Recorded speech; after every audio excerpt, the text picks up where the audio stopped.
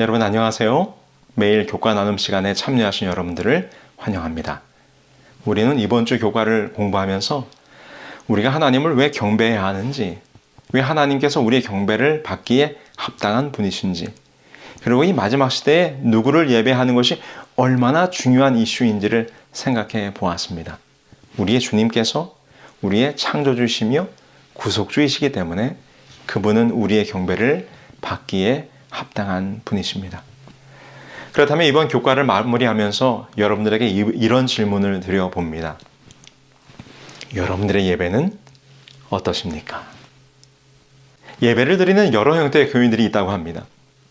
말씀을 듣고 강단을 바라보고 있지만 딴 생각에 빠져있는 생각파, 부족한 잠을 교회에 와서 보충하는 수면파, 수시로 시계를 들여다보면서 끝나기만을 기다리는 초조파, 오랜만에 만난 옆 사람과 대화하는 수다파. 모든 관심이 예배 후에 있을 파트락에 쏠려 있는 점심파. 재미죠? 그리고 그냥 자신이 읽고 싶은 성경을 읽으며 예배 시간을 보내고 있는 실속파.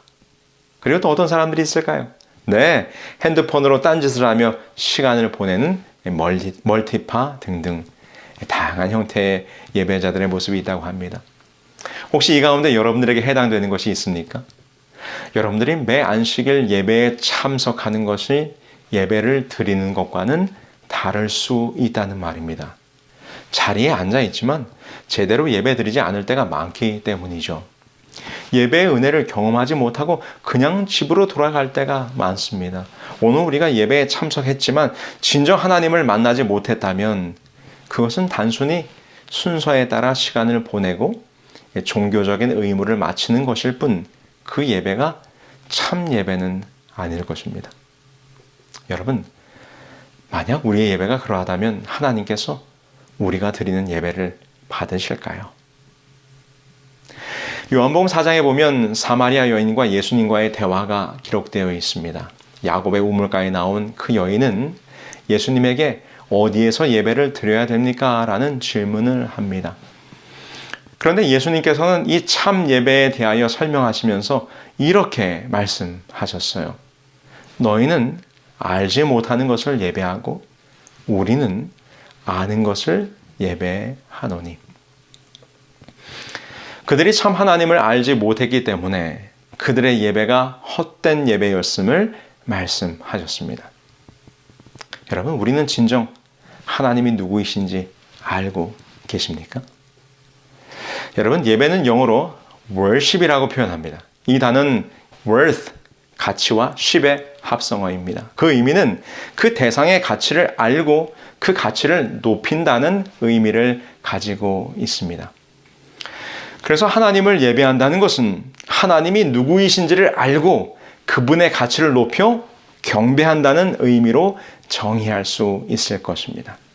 우리의 예배가 진정 하나님을 예배하는 참 예배가 되기 위하여 필요한 것은 하나님에 대한 지식, 하나님을 진정으로 아는 것입니다.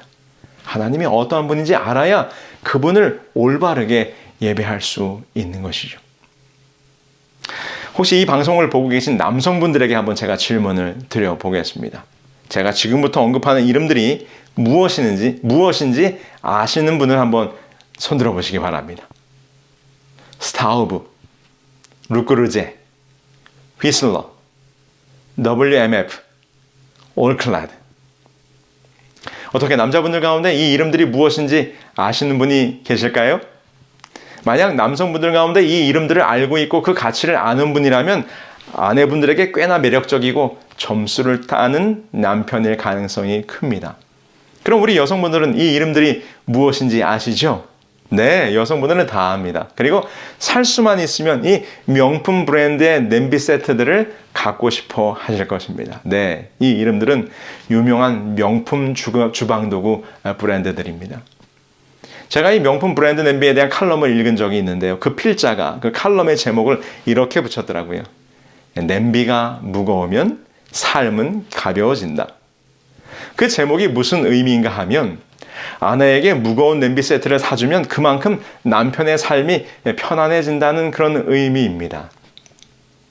남자들이 보기에는 뭔 냄비가 명품이고 브랜드고 또 그렇게나 비싸단 말인가 하겠지만 거기다가 사용하기도 힘들게 그 쇳덩어리 주물 냄비 무겁기만 하지 뭐가 좋은가 이렇게 이야기할지 몰라요. 그러나 그거는 모르는 소리죠.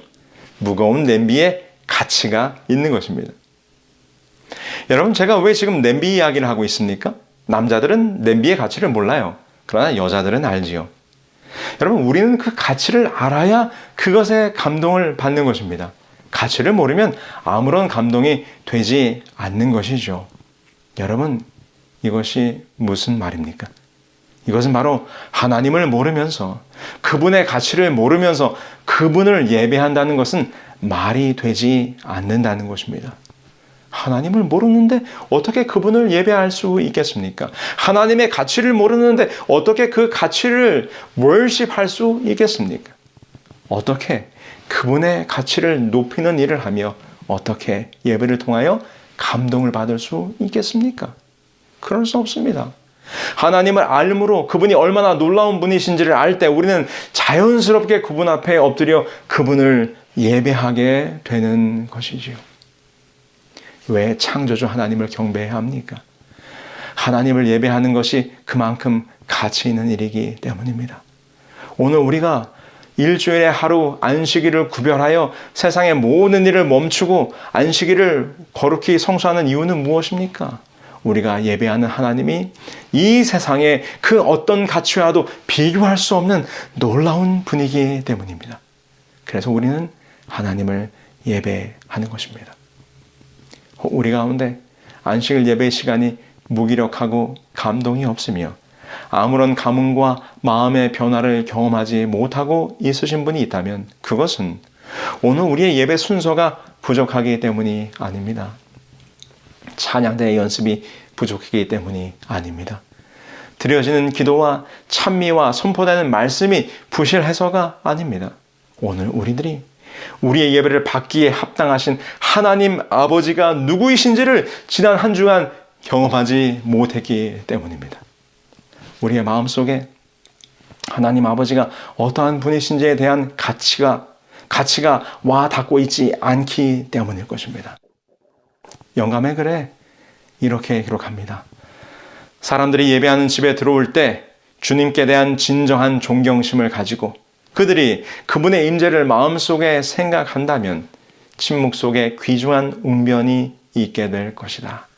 말씀은 합당한 무게를 갖게 되고 올바르게 마음을 감동시키게 될 것이다. 우리 주님께서 우리를 창조하셨습니다. 온 세상 만물을 창조하셨을 뿐만 아니라 그 모든 것을 돌보시고 보살피십니다. 우리는 그 창조주 하나님을 찬양합니다. 우리 주님께서 우리를 구원하셨습니다.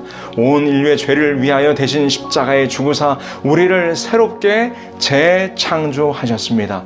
그래서 오늘 우리는 그 구속주 하나님을 찬양하는 것입니다. 여러분들의 삶이 하나님을 진정으로 찬양하고 경배하는 예배하는 삶이 되기를 예수님의 이름으로 기원드리며 말씀을 마치겠습니다.